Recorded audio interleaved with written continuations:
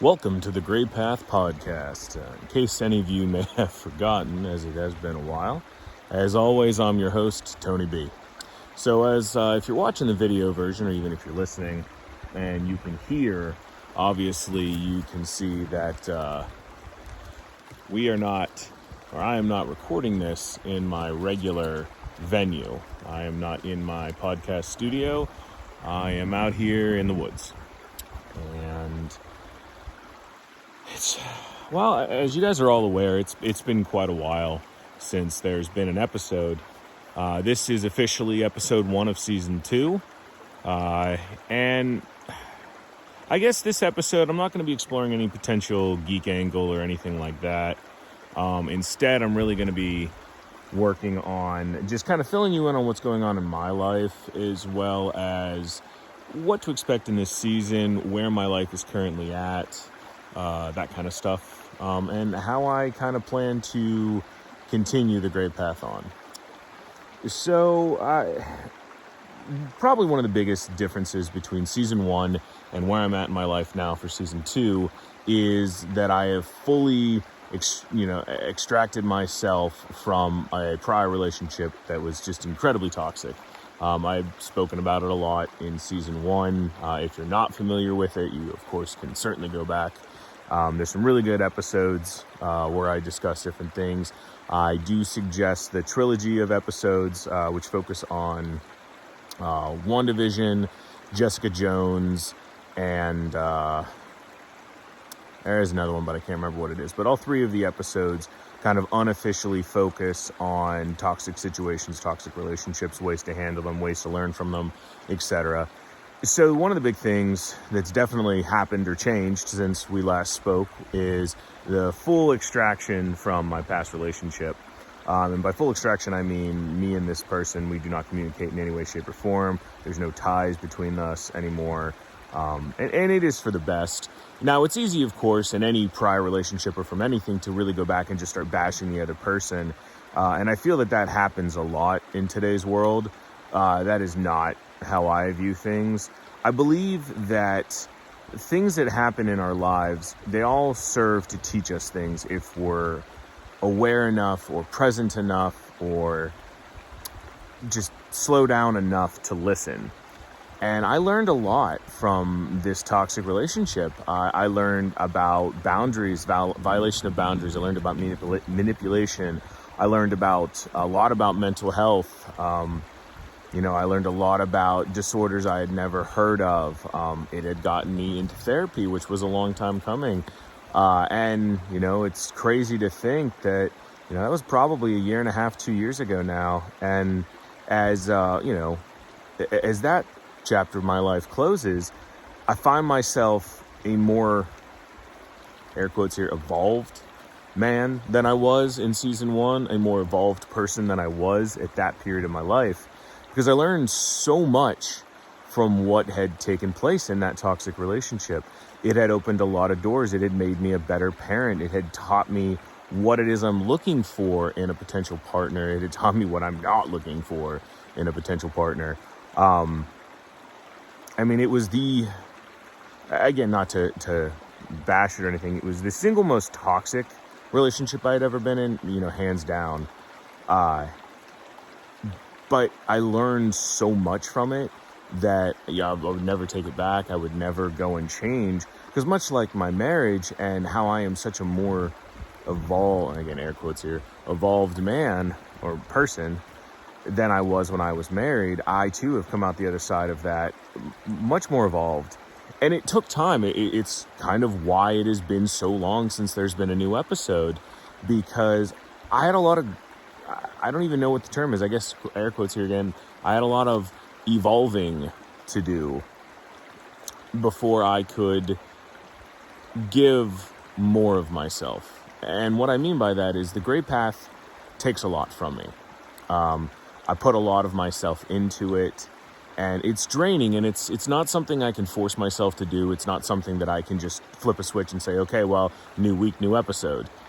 It takes a lot out of me, and I have to have something that I feel is worth saying for me to do an episode. And it took until today, and coming out here to sit alone in the woods, to finally feel like I had something worth saying. So during, in addition to it, finally exiting that entirely toxic relationship, what else is new? Well, with the exit of that relationship, with the lessons that were learned, and it was truly a closing of the chapter, because it was more than just ending a relationship. That had happened months prior to when the relationship itself, or the communication, whatever you want to call it, the interaction between said parties ended. But it's a full separation. So, and I may have mentioned this in prior episodes, and obviously, as I am aware, especially in hindsight, I had chosen to rent a property of mine to this individual. And of course, that was always just a bad idea. Don't do that. You always hear the term, don't mix friends with business. Well, don't mix that kind of stuff together, because especially with people who may not be, who may just need additional help and maybe necessarily aren't getting it. It's just never a good idea. So, but I learned so much from it. I've since actually gotten rid of that property. Got out of doing the rental thing entirely, which feels nice. It feels good. The loss of revenue is whatever. But it's nice not to have all those worries. It's nice to have utilized. I was smart and I timed things out right, and I managed to get in while the real estate market was still nice and hot. And, I'd spent the last several years thinking I was never going to be able to sell that property and make a profit, because, it just takes so long to pay down mortgage balances. Well, it worked out nicely, which was nice. But in addition to it, as that individual's presence in my life exited, so did grow my girlfriend, the person I'm with now. And this show's not about relationships. It's not about who I'm dating. And suffice to say, and I'm sure I'll have more to say about it as the episodes go on, I'm finally in a relationship where communication has become one of the strongest suits. It's not something I'm used to. Communication was an issue in my marriage.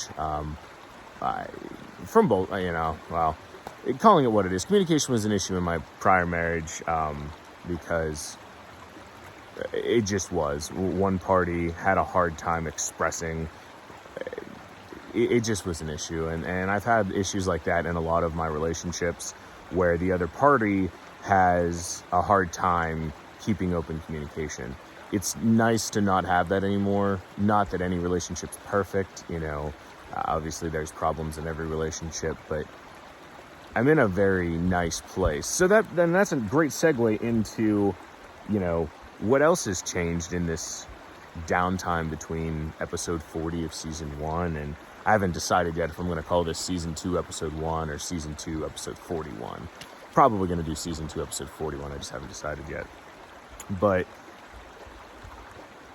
one of the huge things that took place in the last, I think it's been 6 or 7 months since an episode's come out, is I had obtained my medical marijuana card, so Pennsylvania made medical marijuana legal.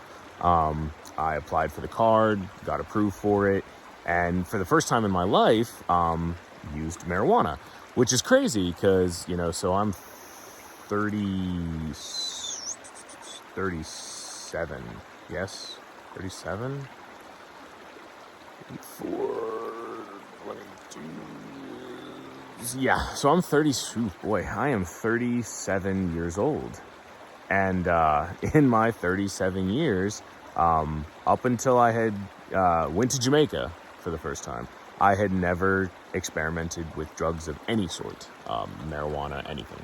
To this day, the only drug I've ever experimented with now is marijuana, and it's legal because it's medicinally prescribed. But it's crazy because the introduction of medical marijuana has opened up or allowed me to more readily access parts of my mind that the ADD or the ADHD that I'm sure I most likely have had always drowned out. Parts of my mind that I couldn't hear because the noise inside my head was too loud Well, it has quieted those. It has opened my eyes to new things. One of the biggest revelations that came of this, which really shocks me because it was literally something in my life that had not only never necessarily interested me, but nothing I had ever really had any talent in, and that was music. Well, the introduction of medical marijuana has really opened up my eyes to music, and now I probably spend half my nights during the week playing instruments with my family. And I focus primarily on percussion. I obtained all kinds of crazy shit. I purchased another djembe, which it's an African drum, generally known for producing some nice deep bass notes. I've got some bongos, which everybody knows what those are. I picked up multiple versions of this thing called a cajon, which I had actually discovered in Barbados. So I went to Barbados this year with my girlfriend. And while we were there, we watched a band. And a cajon, for lack of a better term, just looks like a wooden box. But a skilled percussionist can use that wooden box that they sit on the guy I watched, he was amazing. He basically sounded like a full drum kit, and he was just playing this little box. So I picked up a couple of cajons, a couple other percussion instruments, but also some weird stuff. I decided to start trying out strange things that I had never heard of. I purchased a didgeridoo, which, let me tell you, is incredibly difficult to play, especially when you're asthmatic. I found that I have a weird talent, like a weird natural talent for the mouth harp, also known as the jaw harp, or the term I don't really particularly like to call it, the Jew harp, but that is apparently a official name for it. Turns out I'm pretty decent on that. I picked up a low D whistle, which kind of, it creates a lot of those, like, melancholy Asian notes. I really enjoy it. It's got that very oriental sound to it that I love. What else? A couple of different things, but music. I found out I have a strange talent to play the spoons. I honestly think that I'm secretly just some sort of hillbilly, and I'm just now like becoming aware of it. But music's become very integral in my life. I have started playing music as a way to express, as a way to create. And it has been fantastic. And I'd say probably the most recent development, if you will, and something that's really kind of helped push me back towards the gray path, is I've been getting really into Taoism as of late. I recently finished a book called Change Your Thoughts, Change Your Mind. I think it's Change Your Thoughts, Change Your Life, I believe is what it's called. And it is a book of 81 essays, one essay on each verse of the Tao Te Ching, which is the seminal work of Taoism. And it was fascinating. It really resonated with me that, it was clear to see that Taoism was one of the central religions that George Lucas had based the Jedi religion or his mythology on, because the Tao, using the term Tao or the Tao, is almost interchangeable, and I do it in my head all the time, to the phrase the Force. So I've really become a lot more spiritual. I lived a large portion of my life as a self-described atheist, and I've realized probably in the last 5 to 6 years that was not necessarily accurate. But now I have a better understanding of where my personal mythology goes. I've also recently finished The Alchemist, which was interesting, really, really good. I really can't encourage it enough. It's a lot of symbolism. You really have to read between the lines, because it's written as a fictional story, but it's incredibly useful. I finished The Secret, which was interesting. I think there was definitely some useful pieces in that. I'm currently working my way through, I believe it's called The Warrior of Light, which is a companion piece. It's a very small book, companion to The Alchemist. And I'm not sure what's coming after that, but I do know that with the new relationship I find myself in, with the way my life is now, I'm moving away from things that used to be paramount and like a central pillar of my existence. I don't really train martial arts much anymore, not because I'm not interested in it, but because it feels like that portion of my life, at least for right now, it seems to have passed as far as training in the places I was regularly training. And I did find myself, and I'm going to do an episode this season about it, about when to acknowledge or understand or identify when it's time to let go. And not necessarily from like a relationship standpoint, but more of when it's time to let go of who you once were and allow yourself to evolve or grow into who you are now or are becoming. Martial arts, there's a lot of things. I don't want to talk too much about that because I want to save it for the episode, but there's a lot there I want to talk about because I define myself very much so by certain things, and those things I've begun to realize have had their place in my life, and it's time to move on. So to wrap this up, it's not going to be a long episode. I wanted to say that this Tony B, who's coming to you in this season, he's a more grown Tony B. And I hope that the lessons I've learned in the last 6 or 8 months will allow me to shed new light on subject matter that could be useful to you guys, that could be stuff that you'd want to listen to. The format should pretty much remain the same with some tweaking. I'm still going to be looking for pop culture and geek lenses in which to explore these topics because I just enjoy that. I find that it's nice to learn and it's easier to understand things when you can relate it to something you enjoy. But, so a couple ideas. Unfortunately, again, I'm in the middle of the woods, so I don't have my list of episodes. I've been working on, charting out all 40 episodes that I'm going to do this season. And the ones that I can remember off the top of my head, I mentioned this in season 1. I never got to it, but it's going to be coming here in season 2. I want to do an episode on self-love, on learning how to love yourself by using Jerry Gergich from Parks and Recreation as a lens. That's just the one I can think of off the top of my head. I have a couple episodes in the works with, regular collaborator JJ. We want to do an episode on Carol from The Walking Dead. We also want to do another episode from The Walking Dead focusing on Daryl and Merle, who are 2 brothers. I got to reach out to him and get those scheduled. I'm hoping, although there is, of course, no guarantee, I am hoping that I can get my best friend Lance on an episode. I've also got some things in the works with my girlfriend as far as maybe starting to create some additional content under the Gray Path brand, but not necessarily stuff that's maybe a little more fun, not quite so self-helpy. But there's nothing definitive in place yet for that. This is still in the planning stage.